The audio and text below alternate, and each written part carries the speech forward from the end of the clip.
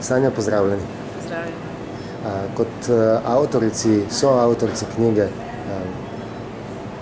Ščepec rešitve, Skrivnosti o začimbah in urednici ter vodji projekta Skupaj za zdravje in človeka in narave, bi vam zastavil vprašanje o naravi zdravega prehranjevanja. Mnogi se sprašujemo, kaj je to zdrava prehrana. Kaj za vas pomeni pojem zdrave prehrane?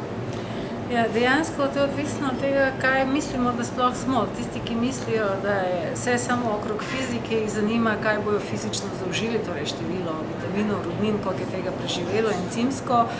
Nekaterim je pa veliko bolj pomembno, kaj bomo še s tem zaužili, kaj bomo s tem podprli. Tako da, koliko bolj človek dojema, da je veliko več kot en kup kosti pa mesa, da je noter še veliko informacij, da je noter veliko enega valovanja, svetlobe, potem mu postaja bolj pomembno, s čim se bo prehranjeval. Torej, išče to tako hrano, ki ni zadosti, da je samo brez strupov, pomembno je tudi, kaj prinaša v telo in zaradi tega pravzaprav začnemo poizvedovati, katera hrana bo zares prinesla koristno energijo pa koristne informacije v naše telo.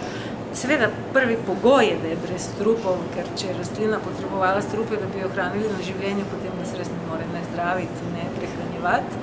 Ampak obstajajo tudi dodatne zahteve, kaj telo potrebuje, da bi vse to skupaj na koncu bilo hranilo. Zagotovo pa smo mi tudi zelo veliki prispevek. Če človek vse to dela s strahom, s frustracijo, z jezo na ta svet, da nobena hrana, ne glede na to, koliko je zdrava, ne bo mogla prehraniti. Katerih, če nam lahko zaupate, neke osnovne principe, ki se jih vi po teh dveh naštetih, ki ste jih zdaj omenili, držite pri lastnem pristopu k zdravi prehrani?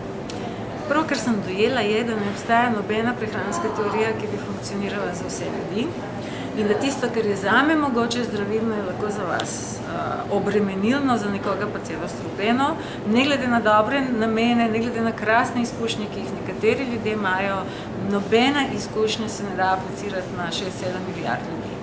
Torej, druga zadeva pa je, da tudi ko pogruntate, kaj je za vas zelo koristno, to ne velja v vsakem trenutku in na vsakem mestu, ker en dan se zbudiš pa te zebe, torej boš iskal hrano, ki te bo pogrela, ki te bo napolnila, ki bo imela v sebi vročega.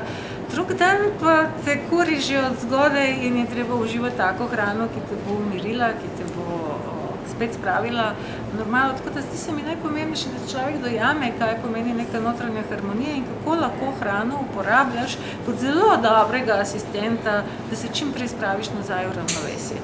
Nihče od nas ne ve, kaj ga jutri čaka. Vi ne veste, ko pridete v pisarno, kaj vas bo iztirilo.